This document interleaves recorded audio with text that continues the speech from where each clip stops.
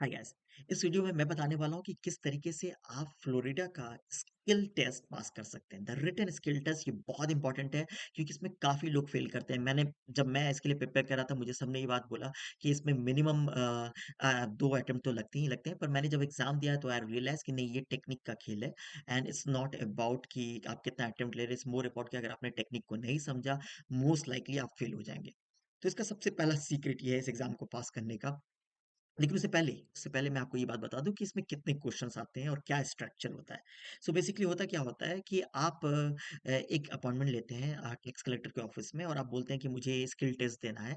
फिर आप जाते हैं, वो आपसे प्रूफ माँगेगा आपके पास रेजिडेंशियल एड्रेस और ये सब। तो अगर आप इंडियन हैं, नॉन अमेरिकन या फिर नॉन ग्रीन कार्ड होल्डर हैं, तो आपसे एक्सपेक्टेड होता है कि आप अपना social security number basically card होता है एक सोशल सिक्योरिटी कार्ड, और साथ ही साथ आप अपना पासपोर्ट एंड उसमें जो वीज़ा आपका है वो वीज़ा, ये सारी डिटेल्स लेके जाएँगे। और साथ ही साथ आपके पास अगर रेजिडेंशियल प्रूफ है तो वो लेके जाएँगे और I-94 लेके जाएँगे। अब ये I-94 क्या है? I-94 is just a letter showing that when have you entered USA, on which date and at what time. So एक प्रूफ हो जाता है कि आपने यूएस लीगली एंटर किया है। ऐसा नहीं है कि आप वो डोंकी या किसी और प्रोसेस से आए। तो ये बहुत इंपॉर्टेंट है क्योंकि यूएस में ऐसे बहुत ज़्यादा होता है कि लोग इल्लीगली कंट्री में आ जाते हैं और उनके पास I-94 नहीं होगा ऑब्वियसली, क्योंकि उनका इंटर जो है वो ऑफिशियली रजिस्टर्ड नहीं है इमिग्रेशन ऑफिस के पास। तो I-94 आप कभी भी निकाल सकते हैं। कोई भी इंसान अगर उसके पास पासपोर्ट डिटेल है और बाकी डेट ऑफ बर्थ और बाकी डिटेल्स है तो वो अपना कंट्री में इंटर करते ही वो निकाल सकता है। समझिए विदिन 24 आवर्स के अंदर आप आराम से निकाल सकते हैं और जब भी चाहे निकाल सकें। मुझे भी निकालना रहता है तो मैं कभी-कभी कहीं जमा करने होता है तो मैं ऐसे वेबसाइट पे जाता हूँ और निकाल लेता हूँ, और वो आप सर्च कर सकते हैं, बहुत ईज़ी है। तो पासपोर्ट, उसमें लगा हुआ वीज़ा, I-94, एड्रेस प्रूफ जहाँ आप रह रहे हैं, और साथ ही साथ आपका सोशल सिक्योरिटी कार्ड। तो ये सारे डॉक्यूमेंट्स आपको रिक्वायर्ड है। मैंने कार्ड बोला, नंबर नहीं बोला, social security number, because number तो आप बता सकते हो लेकिन उनको देखना होता है प्रूफ में कि आपके पास है या नहीं सोशल सिक्योरिटी कार्ड। तो ये सारे डॉक्यूमेंट्स लेकर के आप जाते हैं टैक्स कलेक्टर के ऑफिस। अगर आपने अपॉइंटमेंट ले रखा है तो आपके लिए काफ़ी कन्वीनिएंट होता है क्योंकि आप एग्ज़ैक्टली उस टाइम में जा सकते हैं जिस टाइम में आपका अपॉइंटमेंट है।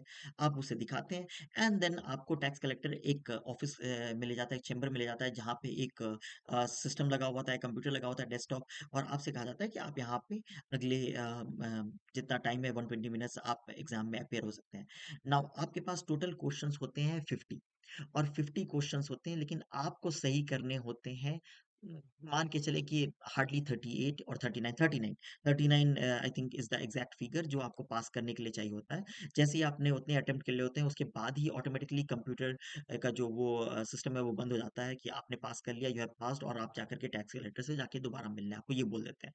इसी बीच में आपका लर्नर लाइसेंस बन भी जाता है। तो ये स्टेज है लर्नर लाइसेंस आने का। अब क्वेश्चन आता है कि ये सारे तो एग्जाम हो गया, इसकी प्रिपरेशन कैसे करें? सो बेसिकली हर स्टेट लाइक स्पेशली फ्लोरिडा ये अपना एक driving licence, driving preparation manual निकालता है, हाईवे मैनुअल निकालता है। और वो मैनुअल दिखने में तो बहुत मोटा दिखता है, पर जब आप उसको खोलेंगे उसमें सिर्फ पिक्चर्स हैं, कंटेंट वाले पार्ट्स कम है।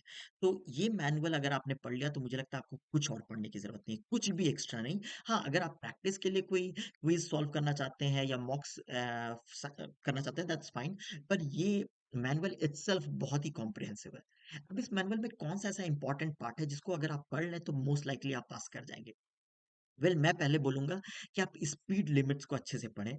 जैसे कि हाईवे पे अगर आप इंटरस्टेट हाईवेज़ हैं, उसको यहाँ कहा जाता है limited access highways. Limited access because एक बार जब आप घुसते हैं तो काफ़ी किलोमीटर तक आपको सीधा चलना होगा, आप टर्न नहीं ले सकते हैं या फिर कहीं पे एग्ज़िट्स नहीं है, बहुत कम ही जगहों पे होता है। आफ्टर सर्टेन माइल्स ही वो वो एग्ज़िट्स बनाते हैं। तो इसलिए उसको लिमिटेड हाईवेज़ भी कहते हैं, प्लस वो स्टेट्स को कनेक्ट करता है, बड़े-बड़े सिटीज़ को भी कनेक्ट करता है। तो ऐसे केसेज़ में जो स्पीड लिमिट है वो है 70। अब यहाँ पे धीरे चलाने पे भी फाइन है और तेज चलाने पे भी फाइन है। आप बहुत स्लो भी नहीं कर सकते हैं। तो वो हो गया। फिर आपको सिटी लिमिट्स अलग होती है स्पीड का, 55 का होता है। फिर उसके बाद 50, और 50 भी दिखेगा आपको। ऐसा नहीं है कि 55 है तो वो मैक्सिमम है। कहीं पे आपको 50 भी, 40 भी। मैं यहाँ पे ड्राइव करता हूँ, मैं 30 भी देखता हूँ। 35, 25 वो भी देखता हूँ। स्कूल्स है उसका 20 है। अगर आप बिज़नेस एरिया में है तो उसका 30 है। तो आप लिमिट्स देखेंगे डिफरेंट स्पीड से। ऐसा भी होता है कि अगर आप चला रहे हैं और राइट साइड में आपको एक एक्सीडेंटल कार दिख रहा है या फिर आपको दिख रहा है पुलिस पुलिस वहाँ पे पुल ओवर करके वहाँ पे रुकी हुई है, तो ऐसे में आपका स्पीड और कम होना चाहिए। यानी अगर आप 20 पे है तो 20 से कम होकर के आपका 5 का स्पीड होना चाहिए, 5 माइल्स के। या फिर अगर आप 30-40 पे है तो आपका 20 माइल्स और 30 माइल्स की स्पीड पे आ जाना चाहिए। फिर राइट लेन छोड़ करके आपको नेक्स्ट लेन में मूव कर जाना चाहिए। ये बहुत सारे इंस्ट्रक्शंस हैं जो कि स्पीड से रिलेटेड है। अगर आप इसको पढ़ते हैं तो आप मान के चलिए कि 5 से 7 क्वेश्चंस आपके यहीं पे करेक्ट हो जाएँगे। नेक्स्ट है इंपॉर्टेंट, वो है signals. Different signals signifies different thing. तो यूएस में कहाँ पे आप यू टर्न कर सकते हैं, कहाँ पे आप राइट ले सकते हैं, कहाँ पे लेफ्ट ले सकते हैं, वहाँ यहाँ पे एक स्टॉप साइन होता है, उसका क्या इंपॉर्टेंस है, ये सारी चीज़ों को पढ़ना बहुत ज़रूरी है। और ये थोड़ा डिफरेंट है जो कि आप किसी और कंट्री में फॉलो करते हैं। फॉर एग्जाम्पल यहाँ पे एक स्टॉप साइन होता है जो आपको रोड पे, हाईवे और इस पे तो नहीं लेकिन सिटी लिमिट्स में आपको ये दिखेंगे। और स्टॉप साइन के पास आपको रुकना ही है और you are expected to count 1001, 1002, 1003। और जब आपको लगेगा कि आपने ये 3 बार काउंट कर लिया है, then only you are allowed to proceed. No matter आपकी पीछे वाली गाड़ी है तो ऐसा नहीं कि आप रुके तो पीछे वाली गाड़ी रुकेगी नहीं, उसको भी आके रुकना है, फिर वो भी वैसे ही प्रोसीड करेगी। और ये ऑर्डर में होगा, एंटी क्लॉकवाइज। तो सबसे पहला जो हमारे राइट साइड है वो आएगा, फिर उसके ऊपर, फिर उसके बाद फिर इधर लेफ्ट साइड वाले बढ़ेंगे। तो ये एक अंडरस्टैंडिंग होती है कि सबसे पहले राइट वाले चलेंगे, फिर उसके बाद नॉर्थ, और उसके बाद फिर आपके वेस्ट साइड वाले यानी कि आपके लेफ्ट साइड वाले वो मूव करेंगे। This is exactly how the circle needs to be completed. But each and every car needs to stop जहां पे भी स्टॉप साइन दिखेगा। और ये स्टॉप साइन कहीं भी हो सकता है, किसी कॉलोनी में इंटर करने से पहले, किसी स्ट्रीट्स में इंटर करने से पहले, स्कूल एरिया में भी आपको रुकना है। तो ये एक बहुत इंपॉर्टेंट है। तो इस पे भी क्वेश्चंस काफी आते हैं। नेक्स्ट आता है गाड़ियों की साइज और उससे रिलेटेड फ्लैग्स का। फॉर एग्जांपल अगर बहुत बड़ी गाड़ी है तो आपसे एक्सपेक्टेड होता है कि आप आगे में रिफ्लेक्टर डालें, बीच में रिफ्लेक्टर डालें, फिर बैक साइड में आप कुछ लाइट्स डालें और फ्लैग लगाएं। रेड रंग की फ्लैग होती है, उसकी साइज होती है 12-18 इंच, ऐसे करके वेरी करती है। वाइट रंग की फ्लैग होती है, तो आपको ये स्पेसिफाई करना पड़ता है। यूएस में ट्रेलर का भी बहुत कॉन्सेप्ट है। ट्रेलर बेसिकली आप समझ सकते हैं कि एक एडिशनल बॉडी पार्ट जो कि आप अपने गाड़ियों से पीछे में कनेक्ट करते हैं, उसमें आपका एक छोटा-सा घर हो सकता है, उसके अंदर आप अपना नाव ले जा सकते हैं, बहुत सारी चीज़ें हो सकती हैं। तो वो ट्रेलर के लिए भी इंस्ट्रक्शंस है कि ट्रेलर के बीच में कितनी फीट का डिस्टेंस होना चाहिए, ट्रेलर में किस तरह का ब्रेक होना चाहिए, ट्रेलर्स में किस तरह का फ्लैग लगा रहना चाहिए। तो अगर आप ये पार्ट पढ़ते हैं तो इससे भी एक्सपेक्टेड है कि आप 5 से 7 क्वेश्चन बहुत ईज़िली कर सकेंगे, क्योंकि आना ही आना है क्वेश्चन। नेक्स्ट है, एक क्वेश्चन मैं देखता हूँ हर बार आता है, वो ये है कि अगर आप रेलवे क्रॉसिंग के पास आ रहे हैं तो आपसे क्या एक्सपेक्टेड है। जैसे रेलवे क्रॉसिंग में आप 50 फीट से पहले नहीं रुकना है और 30 फीट से नजदीक नहीं रुकना है। सो बेसिकली आपको या तो 50 फीट से पहले रहो एकदम, आप गाड़ी लेते हुए निकल जाओ, या फिर आप 30 फीट से बाहर रहो। ये आपकी सेफ्टी के लिए। अगर फिर ये कि अगर आप फंस गए और आपको लग रहा है कि आप गाड़ी आपका जैम हो गया, तो कहाँ आपको किस साइड मूव करना चाहिए। अगर ट्रेन आ रही है तो आपको ट्रेन के डायरेक्शन में मूव करना चाहिए, और उससे उससे ये होती है कि आपके बचने के चांसेस बढ़ जाते हैं। फिर ये भी है कि अगर बसेज़ हैं तो उसको रुकना है या नहीं रुकना है, तो सारे बसेज़ को कंपल्सरी है रुकना। आपको अलाउड नहीं है कि अगर वो सिग्नल दे रहा है कि ट्रेन का क्रॉसिंग बंद हो रहा है तो आप वहाँ पे रुकें। बहुत सारे रिस्ट्रिक्शंस है, स्पीड लिमिट क्या होना चाहिए, ब्रेक लगाना अलाउड है, नहीं अलाउड है। तो ये सारे इंस्ट्रक्शंस जो है वो ट्रेन से रिलेटेड और क्वेश्चंस इस पे आते ही आते हैं। तो ये पार्ट भी आपसे एक्सपेक्टेड है कि आप इसको करें। नेक्स्ट क्वेश्चन जिससे आप एक्सपेक्ट कर सकते हैं कि आपको आए, वो है कर्व्स का। तो कर्व मैं बोल रहा हूँ बेसिकली पार्किंग, कहाँ पे पार्क कर सकते हैं। फॉर एग्जांपल फायर हाइड्रेंट लगा हुआ है कहीं पे जहाँ पे एक्सटिंग्विशिंग के लिए होता है, हर घर में एक फायर का पाइपलाइन होता है फायर एक्सटिंग्विशर्स के लिए। तो वहाँ पे पार्किंग का रिस्ट्रिक्शन है कि इतने फीट में वहाँ पे आप गाड़ी नहीं पार्क कर सकते हैं। अगर कोई पर्सन विद डिसेबिलिटी है, डिफरेंटली एबल्ड है, उनके लिए जो पार्किंग है वहाँ पे पार्क नहीं कर सकते हैं। फिर उसके बाद अगर आप दो गाड़ियां एक साथ पैरेलली पार्क नहीं हो सकती है, उसके रिस्ट्रिक्शंस है।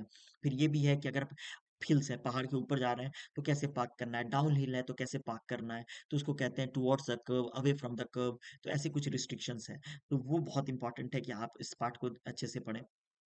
एक और एस्पेक्ट है जिस पे मुझे लगता है कि क्वेश्चंस आते हैं, वो है आपको फाइन्स का, और वो है बेसिकली पनिशमेंट्स का। फाइन एंड पनिशमेंट, फाइन क्योंकि फाइनेंशियल फॉर्म में होता है, मॉनेटरी, और punishment in the form of jail या फिर कम्युनिटी सर्विस। फॉर एग्जांपल अगर आप फर्स्ट टाइम कोई क्राइम करते हैं, ड्राइविंग क्राइम करते हैं जो बहुत हीनियस नहीं है, बहुत टॉप लेवल के फेलिनी में काउंट नहीं होता है, तो ऐसे केसेस में आपको कम्युनिटी सर्विस हो सकती है। कम्युनिटी सर्विस 120 आवर्स की हो सकती है, 60 आवर्स की हो सकती है। लेकिन सेकंड टाइम में आपको कम्युनिटी सर्विस नहीं, आपकी इम्प्रिजमेंट हो सकती है। तो 6 मंथ मंथ से इंक्रीज़ होकर के वो 2 ईयर 1 ईयर, 2 ईयर्स तक जा सकता है, 3 ईयर्स तक जा सकता है। अगर डेथ हो गया तो उस पे सज़ा हो सकती है। अगर आप क्राइम सीन छोड़ के भागते हैं तो आपको सज़ा हो सकती है। तो ये सारे एस्पेक्ट्स जो है वो कवर करती है।